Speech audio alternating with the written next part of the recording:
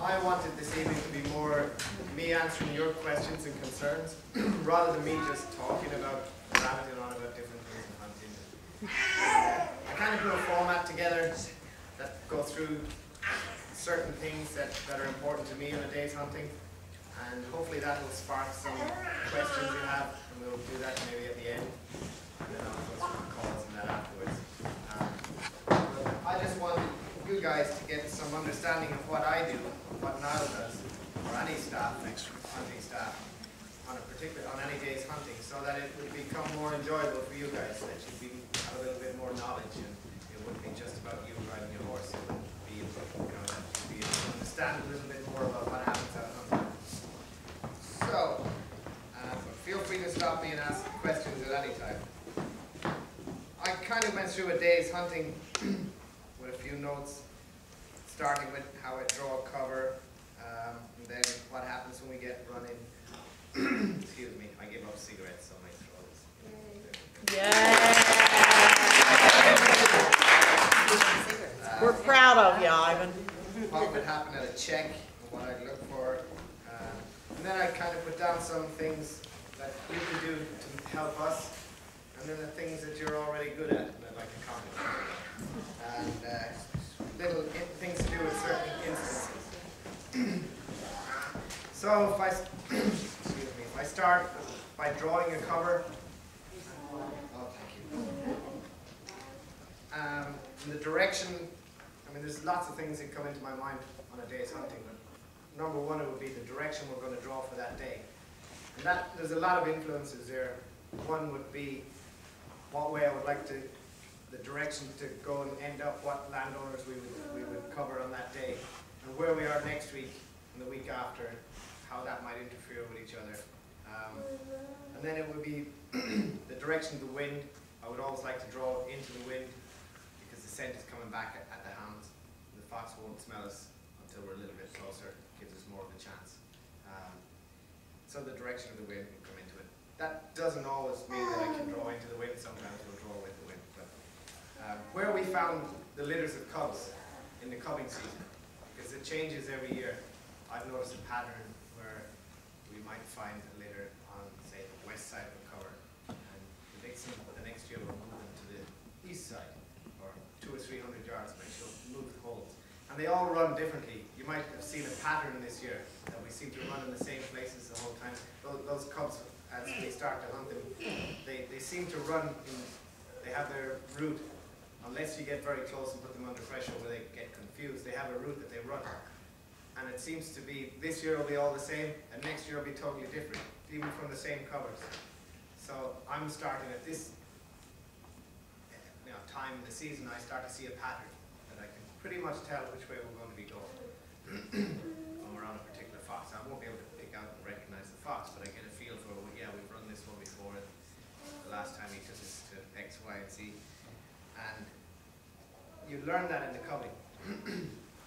So I take that into account when I'm drawing a cover also. The position of the whips when I draw a cover. In the cubbing, I like to have them close to the hounds and me, and then when they're actually out on point, close to the covers, really close up, close to it. Even if they're only out 20, 30 yards, the fox sees you before you ever see him. And if you turn them back in when they're cubs, the likelihood is they're going to get caught. Or it'll get too foiled for the hounds, and it's not good. The closer that the whips are to the edge of the cover, the fox will come out, and he's away before he sees you. And it gives him a chance to run, so that we can run him and teach him how to run, if you like. And it gives the hounds to get away from a cover. It's a different step from them to hunt in a cover, and then to break away and run to the next one. That's a different step for the young hounds too. So I like to always get the foxes away.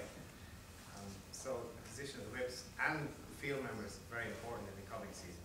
And I've heard people say, well, I've seen foxes that run through the horse's legs, and I couldn't turn them if I wanted to turn them.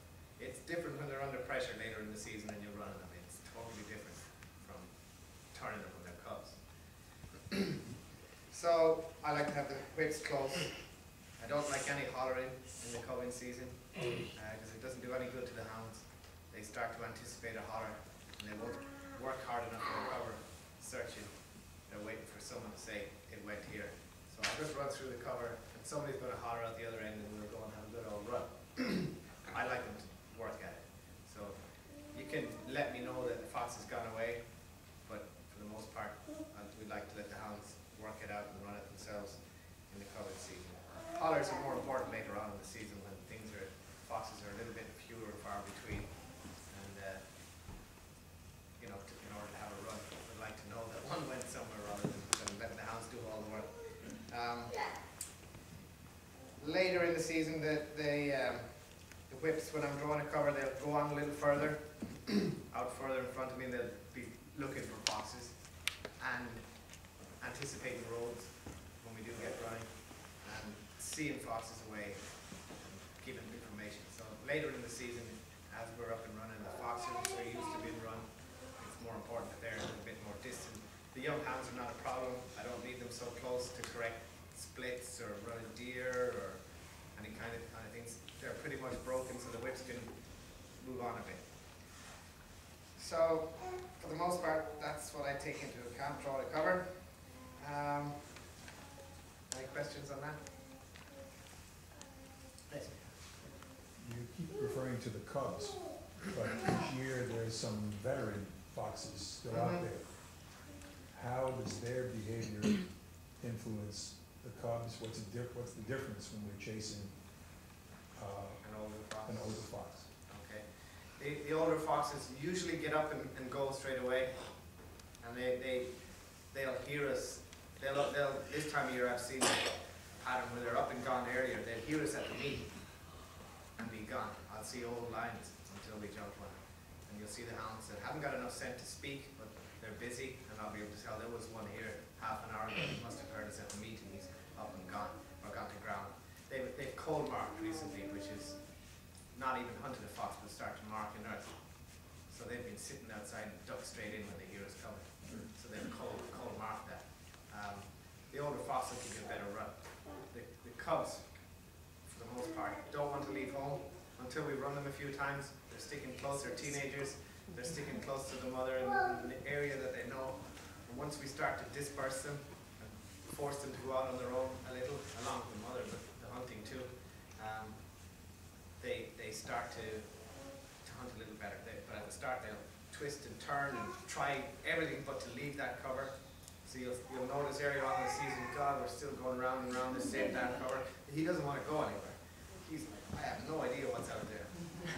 But these guys are after me. Then they'll run around the cover all day long, and they can get turned, and it can become not a good thing for them.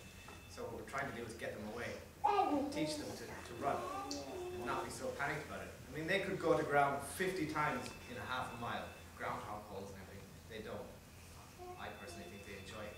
There's no reason for them not to go to ground, except for that they enjoy it. So the older foxes seem to run better. What was that term, cold mark? Cold mark.